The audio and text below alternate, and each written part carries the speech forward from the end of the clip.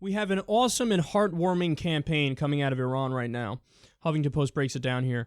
Men in Iran are snapping selfies in hijabs to protest the compulsory veiling law that requires all women in the country to wear them. Donning a headscarf and wearing loose, modest clothing in public to prevent sexual advances from men has been enforced for Iranian women since conservative laws were passed in 1983 following the Islamic Revolution in 1979. Punishments for disobedience can range from detention to lashes, but many women have started to rebel.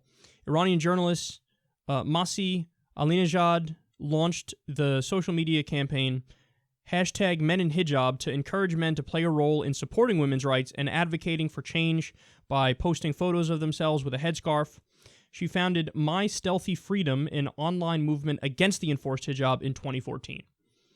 So this is some fantastic stuff. There are many pictures out there now of Iranian men wearing hijab in solidarity with the women and taking pictures of the women without hijab.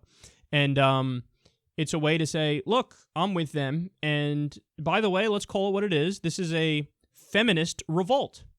This is a feminist revolt. Now, oftentimes we discuss in the context of the West, I think it's a complicated picture because you have traditional feminism, which I almost totally agree with, versus this third wave feminism, which I think is kind of a misuse of the term feminism. And it's honestly, call it what it is, a bunch of silly people going around saying the portrayal of women in video games is sexist. Please. The idea that that's oppression and that's, oh my God, that's so wrong and that's an outrage. No.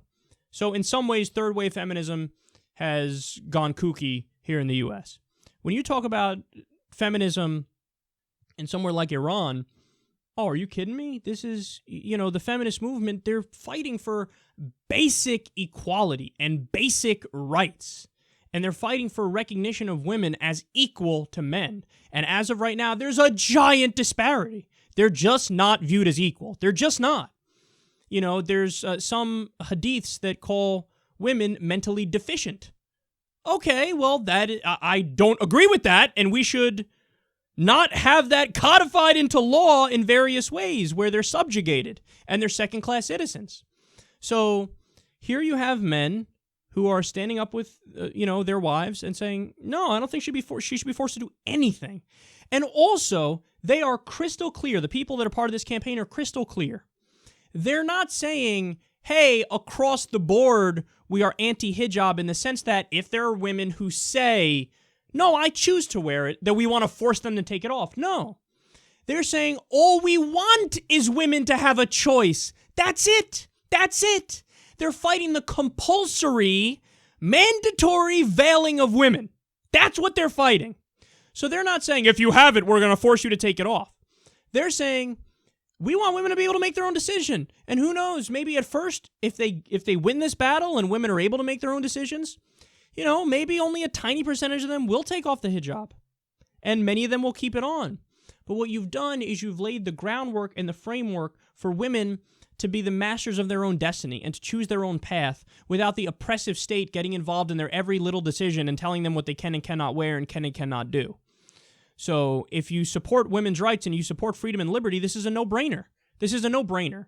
And what will happen is if they win, then over time, I think you'll see more and more, there will be, fewer and fewer women in hijab. And again, the ones who choose to do it, by all means, go right ahead. I'm not stopping you. Nobody's fucking stopping you. People, you should be able to wear it if you want to wear it. No question. But the fact of the matter is, that is tied to a devout religiosity.